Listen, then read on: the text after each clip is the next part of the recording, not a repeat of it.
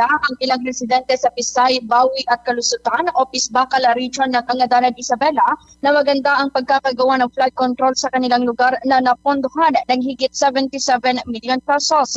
Batay sa datos sa sumbong sa Pangulo website, ang proyekto ay isinagawa ng Infinity Construction and Development Corporation sa halagang 77,163,172 pesos na natapos naman noong March 25, 2025.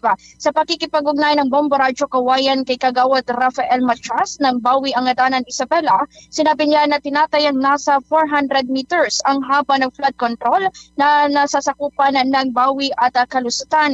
Maganda naman anya ang pagkakagawa at tiyak naman anya nila na maraming bakal na inilagay dahil binantayan nila ito hanggang sa matapos. Ang tanging concern na lamang anya nila ay iniwan na lamang ang proyekto na hindi man lang inayos ang iba pang bahagi nito kung saan ay napansin nila na nagdulot ito ng butas at naimbak na ang tubig. Dagdag pa niya, delikado sa mga bata ang naturang butas kaya dapat na itong mabackfill sa lalong madaling panahon. Ganito ang bahagi ng pahayag ni Kagawad Rafael Machas. Sa ginawang flood control dito sa Barangay Pisbakal, maayos kasi kompleto ang bakal. Pero ang hindi ko lang magustuhan yung dito sa mismong baba ng flood control ay hindi inayos ang pagkagawa. So pwede po ba natin i-describe po, Kagawad, kung ano po yung sinasabi niyong hindi maayos yung pagkakagawa? Dapat tinabunan din sana ng lupa yung parang ilog na dito sa baba ng flood control kasi nanganganib na may malunod na mga bata kasi may nadatnan na akong naglalaro dati. Yes po. And dito po, Kagawad, mga ilang metro naman po ito nga pong flood control project dito ho sa inyong area, and kung may data ho tayo, sino pong contractor naman nito? Ang contractor ay ang Infinity Contracting Company na pagmamay-ari yata ng Sir Bentot Panganiban dati kasi hindi pa siya SB, hindi pa siya board member dati.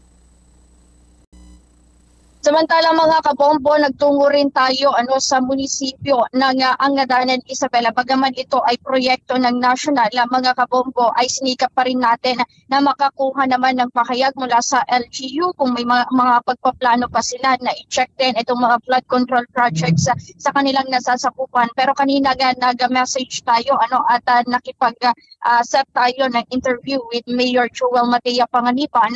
Mga kabombo, ang reply niya sa atin ay nakaliw daw siya, mga kabombo. Kaya tinitingnan natin kung kailan possible na ma-interview si Mayor upang makapagbigay din ng karagdagan pang update kung sino nga ba talaga yung contractor, sino yung nagmamay-ari ng construction site o construction firm na gumawa ng mga flood control projects dito nga sa Angadanan Isabela. Dahil inikutan rin natin, mga kabombo, hindi lamang ang Pisbakal Region ang ating inikutan, nagtungo rin tayo sa Kalapkab, Angadanan Isabela at sa Dalenat Isabela para nga ma-check din yung kanilang mga flood controls. And batay sa ating nakuhang informasyon, iisa lamang yung gumawa o iisang construction firm o contractor lamang yung gumawa ng naturang mga proyekto. Kaya ngayon sinisikap natin na makakuha pa ng karagdagang informasyon naman mula sa LGU. Pero batay nga sa ating nakuhang informasyon kay Mayor Joel Matea Panganiban